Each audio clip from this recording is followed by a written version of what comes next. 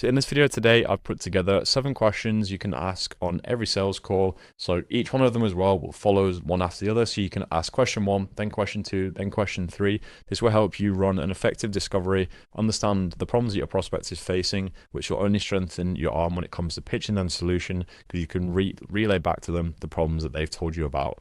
So question 1 is, what made you book this call? So basically this will allow you to get the real reason out as to why they're speaking with you, what their problem is, and what is it that they want to fix.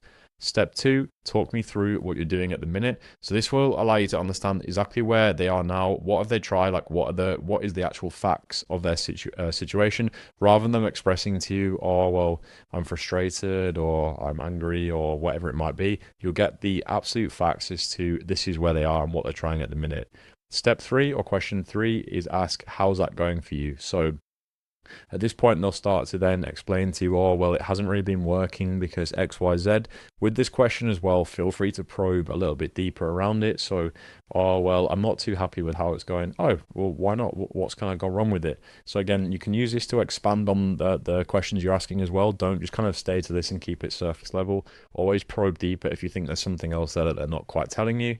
Question 4, what have you already tried? So again, if they worked with a competitor of yours or they've tried something that didn't work, you can quickly uncover here what went wrong, then identify what went wrong is something that you can actually help them fix. So again, this will also strengthen your arm if, for example, you understand, oh, well, a competitor tried this, it didn't quite work, and you know for a fact why that didn't work because you've seen it before.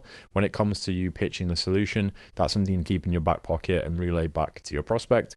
Question 5 is, if this went perfectly, what's different in 90 days? So again, this is identifying where they want to be. This is all part of the process of building a gap. So this is where you are now. This is where you want to get to. So then when they give you that answer, this is absolutely critical for your pitch, because then you can say to them, once you've given your solution, saying, look, this is where you are now, by working with us, we'll get you to this point. You've then just relayed back to them, this is exactly what you said that you wanted. And then if they then object, it's like, well, look, this is what you said you wanted. So is there something that I'm not quite understanding? Then you can go around the process again and make sure you've understood something correctly if they've either been dishonest with you or you've misunderstood something that they've told you.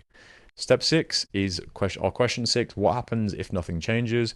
So this will start to make things feel like expensive. So say, for example, you could also kind of tweak this question too, is if nothing changes in the next 6 months and you're exactly where you are now in 6 months time, what will that mean for you? What will that mean for your business? What will that mean for your relationship? Whatever it might be, this is just something that you can then start to get them envisaging that, I don't really like the situation I'm in now. In 6 months time, if I'm still here, I'm going to be extremely unhappy. So again, that's a very good question too. And then finally, question 7 is, do you feel this is the right fit for you? So you can ask it, stop talking, let them give you the answer. They'll then give you the kind of objections as to why they don't think it is. It may be a case like, yep, this sounds great. Then you can ask them, how would you like to proceed? But if you use all of these questions on every single sales call, obviously you can use this as like the surface level, ask further follow-on questions to probe deeper. You'll get the vast majority of the information that you need, which will help you run your sales calls a lot smoother. And at the bottom right here, I've just put a little tip on how to use them. So when you ask your question, don't keep trying to jump in and expand. Just ask the question, sit back and listen, make notes. Let them finish before you speak again. Stop trying to battle with them to get your word in. Just let them talk. They should be doing the vast majority of the talking. That's the purpose of asking these questions. And again, once you kind of get the answers from your prospect, make sure you've made a note of them or you memorize them or whatever works best for you.